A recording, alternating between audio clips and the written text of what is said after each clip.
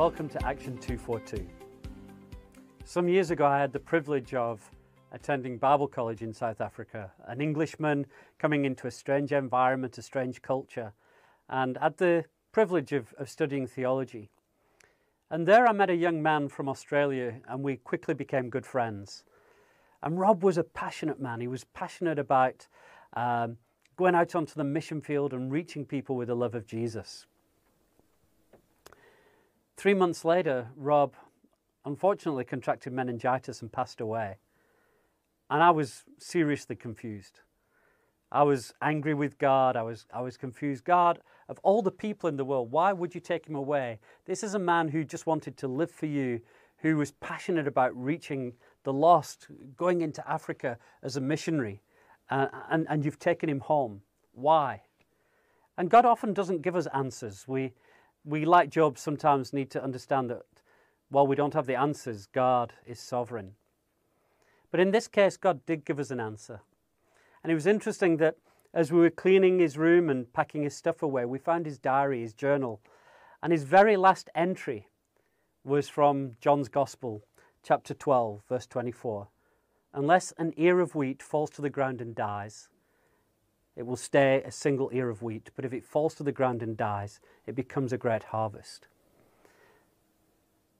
And over the coming days, we heard that at his memorial service back in Australia, his story was shared and a challenge went out. Who would go to the mission field? And of his friends who'd mocked him and told him he was wasting his life when he left for Africa and said, no, what you're doing is stupid. His life impacted them so greatly that at that service, about 6 guys stood up and said, we will give ourselves to the mission field. And through his brief life, many, many men were sent to reach the lost, who could reach many more people than he could himself. What is the point of this story?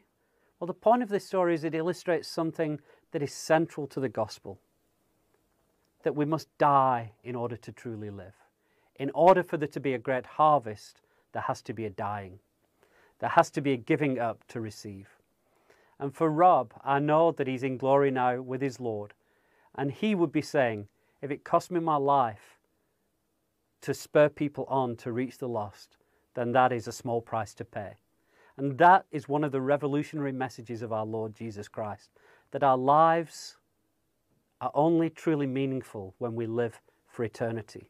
This world tells us to live for today, to make the most of today, to enjoy ourselves because that's all there is. Let us eat and drink, for tomorrow we die. The revolutionary message of Jesus Christ is, let us give everything for the sake of the kingdom, because actually we're living for eternity.